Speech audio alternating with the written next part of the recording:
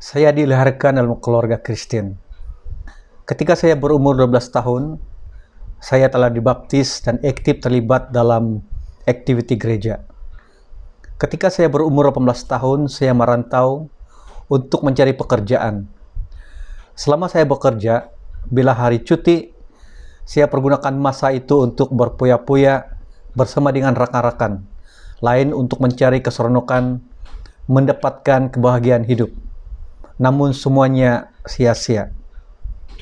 Ada satu peristiwa terjadi dalam hidup saya. Hal ini telah menyadarkan saya secara pribadi. Pada pagi hari Minggu, saya bersama-sama dengan rekan-rekan saya pergi ke satu tempat. Ketika pulang, kami dalam keadaan separuh sadar karena mabuk. Ketika kami menyeberang jalan raya, tiba-tiba ada kereta lalu dengan laju. Kawan saya sempat menarik saya ke tepi jalan. Kalau tidak, pasti ada sesuatu akan terjadi. Saya cedera atau sebaliknya. Ketika itu juga hilang rasa mabuk dan saya sadar. Bila sampai di rumah kongsi, hati saya berkata, jika cara hidup saya berterusan seperti ini, pasti hidup saya sia-sia. Selepas itu saya berkeputusan untuk berhenti kerja dan balik kampung. Bila berada di kampung, saya mulai kembali melakukan apa yang pernah saya lakukan sebelum ini, yaitu aktif dalam pelayanan gereja. Dalam hati saya timbul keinginan untuk masuk sekolah Alkitab. Pada satu hari selepas kebaktian hari Minggu, ada seorang bertemu dengan saya, dan saya kenal pemudi ini, tetapi tidak begitu biasa. Dia berkata dengan saya, "Win, kamu berminatkah untuk ikut latihan misi?" Kemudian dia menjelaskan apa itu latihan misi, dan saya menjawab, "Iya, saya mau ikut." Melalui latihan misi tersebut, saya berdoa menerima Kristus dalam hidup saya. Saya juga belajar bagaimana berkongsi Injil. Melalui latihan tersebut telah membantu saya memiliki keyakinan keselamatan. Setelah saya menerima Kristus, saya mengalami damai sejahtera. Bila saya menghadapi masalah, saya tidak sendirian, karena Tuhan berjanji tidak pernah meninggalkan dan membiarkan saya. Dalam Ibrani pasal 5 ayat 13b. Setelah saya memiliki keyakinan keselamatan, saya mulai mengetahui tentang tujuan Tuhan dalam hidup saya. Ketika saya mengikuti proyek Sahabat 91 pada bulan Mei 1991, saya melihat ramai orang berdoa menerima Kristus. Disinilah pengalaman pertama saya berkongsi berita baik kepada seorang bapak. Bapak ini berdoa menerima Kristus.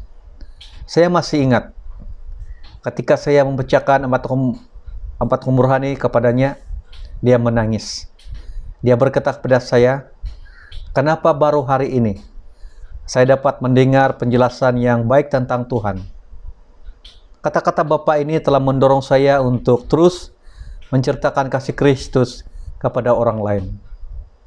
Saudara, semua orang mencari kepuasan dan kebahagiaan dalam hidup.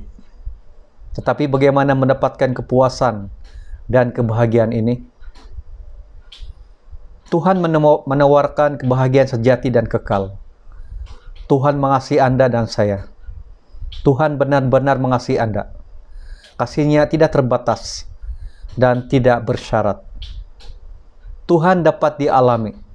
Dia wujud, dan satu-satunya yang diinginkannya adalah Anda mengalami kasih-Nya dan juga mengetahui tujuan hidup Anda secara pribadi. Namun kenapa manusia ini tidak mengalaminya? Kita telah berdosa. Kita semua mencari makna dan kepuasan dalam hidup, hanya bukan dengan Tuhan. Kita tidak percayanya dan melanggar perintahnya. Menurut Alkitab, melakukan hal sesuka hati ialah dosa. Dia merusakkan hubungan kita dengan Tuhan. Dosa memisahkan kita jenis kehidupan yang Tuhan mau kita miliki. Apakah jalan penyelesaiannya? Yesus Kristus telah menebus kita dari dosa. Yesus Kristus menderita dan mati di atas salib bagi kita. Namun 3 hari kemudian dia hidup semula.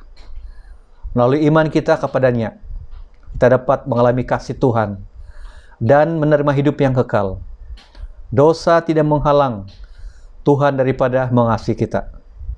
Apakah pilihan Anda? Tuhan telah melakukan segalanya untuk menunjukkan betapa Dia mengasihi kita. Dia menawarkan kepada kita hidup yang kekal melalui Yesus Kristus. Setiap orang perlu membuat keputusan. Kita boleh meminta Tuhan mengampuni kita. Kita boleh memutuskan untuk hidup bersama dengan Tuhan dan mempercayainya. Apakah keputusan Anda? Jika Anda memilih ikut Tuhan supaya Anda memiliki kebahagiaan hidup dan yang sejati, Anda boleh melakukannya melalui berdoa.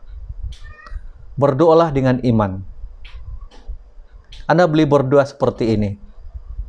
Tuhan, terima kasih karena mengasihi saya. Saya menyadari bahwa saya telah hidup tanpa Engkau sehingga sekarang.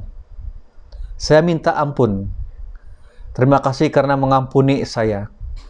Terima kasih karena mati dan bangkit dari kematian untuk saya. Masuklah ke dalam hidup saya dan jadi penyelamat dan Tuhan saya. Biarkan saya mengalami kasih dan rancangan baik Engkau untuk hidup saya. Amin. Saya ulangi doa ini sekali lagi dan sila ikut saya. Jika doa ini menyatakan keinginan hati Anda sekarang ini, mari kita berdoa. Tuhan, terima kasih karena mengasihi saya. Saya menyadari bahwa saya hidup tanpa Engkau. Sehingga sekarang, saya minta ampun. Terima kasih karena mengampuni saya. Terima kasih karena mati dan bangkit dari kematian untuk saya. Masuklah ke dalam hidup saya dan jadi penyelamat dan Tuhan saya.